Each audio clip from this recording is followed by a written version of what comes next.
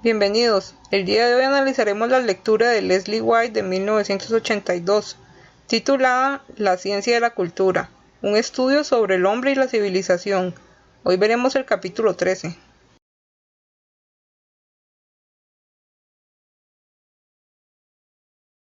Antes de iniciar, debemos aclarar que Leslie White fue un antropólogo neoevolucionista que influyó tanto en la antropología social como en la arqueología y demás ramas de la antropología. Los trabajos de White son referentes del neoevolucionismo y sentaron las bases para las aproximaciones ecologistas culturales. Pero ahora iniciemos el análisis del capítulo 13. Empecemos por la página 337. Noten que en la entrada, en la cita inicial, White nos va mostrando los fundamentos del neoevolucionismo, el cual está basado en ideas evolucionistas del progreso y estadios de progreso. Además, las ideas evolucionistas son complementadas por una variable determinante en el proceso evolutivo, que es la energía. Detengámonos para ir viendo a grandes rasgos qué es la cultura para White. Noten que es un tipo de comportamiento, y el comportamiento es una manifestación de la energía. También observen el énfasis en equiparar a la antropología con las ciencias básicas. Para White, la antropología, al igual que las ciencias básicas, estudia la energía, pero en otras variaciones de materia y movimiento. Por lo tanto, entendemos que la cultura es una expresión material de la energía. En esta misma página, por favor, noten la herencia del funcionalismo. La cultura es una especie de comportamiento humano. Sin embargo, la innovación en el caso del neoevolucionismo serían las ideas sobre los simbolismos y cómo estos son un rasgo característico humano. Entonces, recuerden que por el momento vemos que White fue fuertemente influenciado por las ideas evolucionistas de progreso, así como las ideas de proceso y cultura según el funcionalismo.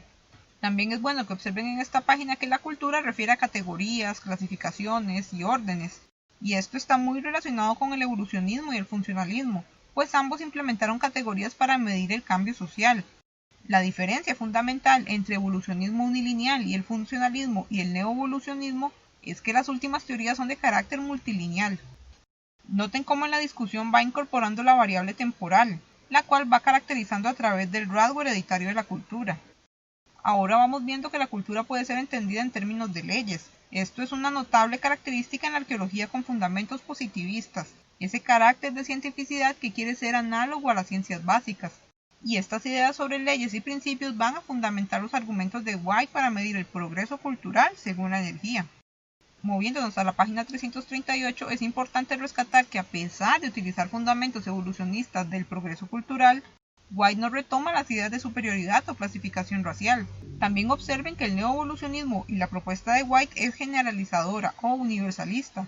Nuevamente, esto es muy similar al evolucionismo, y también es un aspecto importante para ir fundamentando la viabilidad de formular leyes de la cultura. Acá rescatemos un concepto importante para los neoevolucionistas, y que también retomaremos en el procesualismo. Me refiero al concepto de sistema. Vean que sistema es un sinónimo de cultura, y cultura también es sinónimo de comportamiento humano. Por lo tanto, podemos ir infiriendo que el sistema refleja el comportamiento humano. Ahora hablemos un poco sobre los subcomponentes del sistema. Empecemos por el sistema tecnológico, que está compuesto por los instrumentos y las técnicas para el uso de estos instrumentos en el entorno natural circundante. También tenemos el sistema sociológico, que comprendería las relaciones sociales interpersonales y la conducta. Finalmente, el sistema ideológico se compone de las ideas, creencias, conocimientos, lenguaje y formas simbólicas. Hasta acá hagamos momentáneamente otra pausa. ¿A qué otro enfoque teórico les recuerdan estos subcomponentes?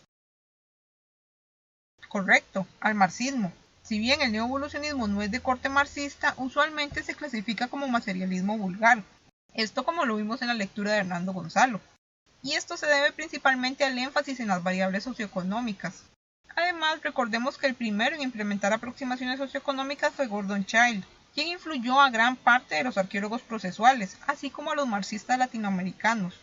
De modo que la cultura es un sistema de múltiples subcomponentes que interactúan entre sí. Sin embargo, la influencia interna entre subcomponentes va a estar liderada por el subcomponente tecnológico. Y esto también es herencia del funcionalismo, la interacción entre diferentes factores. Continuemos en la página 339. Acá es bueno que observen el carácter secundario del subcomponente sociológico. White nos explica que estas relaciones sociales surgen a causa de los sistemas tecnológicos. Además, al igual que el subcomponente anterior, el subcomponente ideológico está determinado por la tecnología, y White lo visualiza como una filosofía de la tecnología, que se generaliza a la filosofía de la vida. Entonces acá podemos ver un ejemplo más claro de la influencia marxista de Child en el neoevolucionismo, un sistema en niveles donde la base es la economía y la ideología es la parte superior. Ahora pasemos a la página 340. Noten que el neoevolucionismo es determinista tecnológico y en cierta forma también ambiental, pues recuerden el entorno natural está comprendido en el subcomponente tecnológico. Si bien la tecnología determina las relaciones sociales y la orientación filosófica, los otros subcomponentes, el sociológico y el ideológico, pueden influir en el subcomponente tecnológico.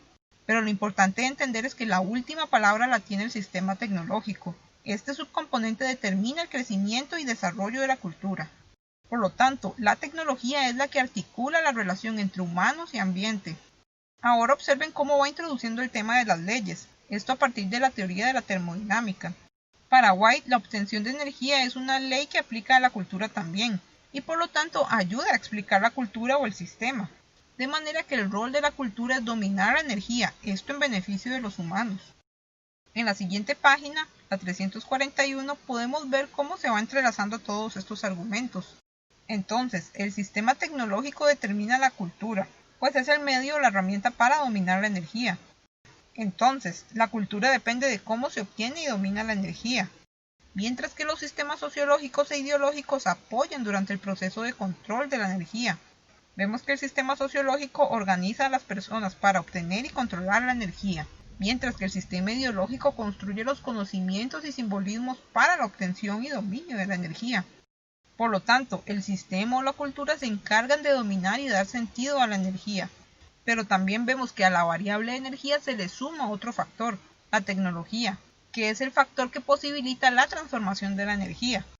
Noten entonces que White diseña una fórmula para medir la cultura, que estaría determinado por la tecnología y la energía. Entonces, según White, una ley de la cultura es que ésta evoluciona a medida que aumenta la cantidad de energía, así como la eficiencia de los medios para trabajar la energía. Moviéndonos a la página 343, vemos la primera forma de aprovechamiento de la energía, y esta fue la energía generada por el cuerpo humano. Además, la energía del cuerpo se podía complementar con la energía obtenida de otros elementos, como el fuego, el agua y el viento. Pero lo importante de entender es que las herramientas tecnológicas y la innovación generan nuevas formas de trabajar la energía, y por lo tanto influyen en el cambio cultural. Ahora, si continuamos a la página 343, vemos que aunque la energía de los elementos usualmente no sustituyó la energía muscular humana, White nos explica sobre otra fuente de energía vital para los antiguos humanos, la energía de las plantas y animales domesticados y consumidos.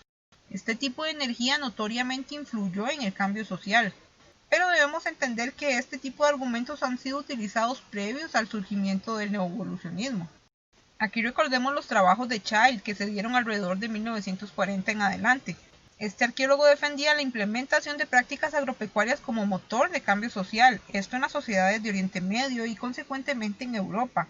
Además, muy similar a esto, recuerden en Teorías Antropológicas 1 que vimos el caso de Lumbreras y las sociedades agropecuarias de los Andes, trabajo que fue influenciado por los estudios de Child. Entonces, recordemos que todo este concepto de cambio social a causa de prácticas agropecuarias, y que fueron principalmente de carácter agrícola, fue llamado por Gordon Child como la Revolución Neolítica. Pero ahora movámonos un poco más hacia la página 344. Noten acá que la ley sobre la evolución cultural respecto al aumento de la cantidad de energía y la eficiencia de los medios para trabajar la energía fue sustentado por White a partir de planteamientos teóricos y empíricos sobre la Revolución Neolítica, principalmente, pero también vemos algo de revolución urbana. Continuando en la página 345, noten que White habla sobre una meseta en la evolución cultural, es decir, un estancamiento en el progreso cultural, que no necesariamente está relacionado con una falta en la innovación tecnológica, sino en la continuidad en el mismo modo de explotación y dominio de la energía. En esta página también es importante que observen cómo se diferencia el progreso entre Europa y América, y más precisamente cómo habla sobre el rezago cultural en América. Y esto es un tema que fue desarrollado principalmente por Betty Meggers en la Amazonía. Ella sobresale en este enfoque por sus argumentos deterministas ambientales. Ahora, si nos movemos a las páginas 346 y 347, podemos notar otra variable importante en la evolución cultural, de manera que el progreso cultural no solo depende del aprovechamiento de la energía, sino de la eficacia de las herramientas utilizadas para trabajar esta energía. Pero sobre esto continuemos en la página 348. Observen que el progreso cultural está limitado tecnológicamente por las herramientas. Aunque la energía puede aumentar indefinidamente, la efectividad de las herramientas tiene un punto límite. Entonces, no se trata solo de producir herramientas efectivas, sino herramientas novedosas que permitan generar nuevas formas de trabajo de la energía. Entonces, si el subcomponente tecnológico determina a los otros subcomponentes, a la vez que influye directamente en el progreso cultural, la tecnología es una variable secundaria en la evolución cultural, pues la evolución cultural depende principalmente de la energía y cómo ésta se trabaja. Otro aspecto importante de notar es que todo este sistema está determinado por la tecnología principalmente para la subsistencia y la defensa. Si continuamos en la página 349, vemos que los sistemas, que serían lo mismo que decir la cultura, también están determinados por el hábitat natural. Recuerden que este es un elemento comprendido dentro del sistema tecnológico. Y respecto a las influencias del ambiente en la cultura, la ecología cultural se encargó principalmente de estudiar estos temas.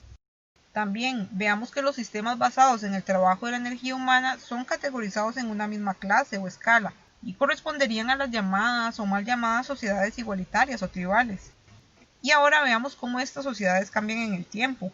A medida que avanza la tecnología agrícola y ganadera, así se desarrollaron estas sociedades, hasta llegar a la conocida revolución agrícola, la cual, como habíamos visto, se caracterizó por una transformación de la energía humana, vegetal y animal principalmente. Y todo esto llevó a una evolución cultural hacia las comúnmente denominadas sociedades complejas. Ahora, entre las páginas 350 y 351, notamos cómo el proceso cultural, en principio el producto del trabajo de la energía y herramientas efectivas, se traslapa a otros subcomponentes, como lo son el caso del componente sociológico e ideológico. En estas páginas el autor ejemplifica y discute sobre las interacciones entre estos tres subcomponentes. Pero ahora continuemos en las páginas 352 y 353, en donde vemos una síntesis de los cambios ideológicos y sociológicos ocasionados principalmente por los cambios tecnológicos. En estas páginas el autor nos ofrece más ejemplos sobre estos temas. Es importante que observen que si bien el cambio está determinado por el sistema tecnológico, también es influenciado por el sistema sociológico y las relaciones interpersonales entre dominantes y subordinados. Para White, la sociedad puede estancarse en el progreso cultural debido a diferencias o disputas entre grupos o clases sociales, ya que la clase subordinada no producirá más de lo que debe, esto con el fin de evitar que la clase dominante saque provecho de esa producción. Por otra parte, la clase dominante no invertirá en innovaciones tecnológicas, sino en nuevas formas de recaudación dentro de la clase subordinada.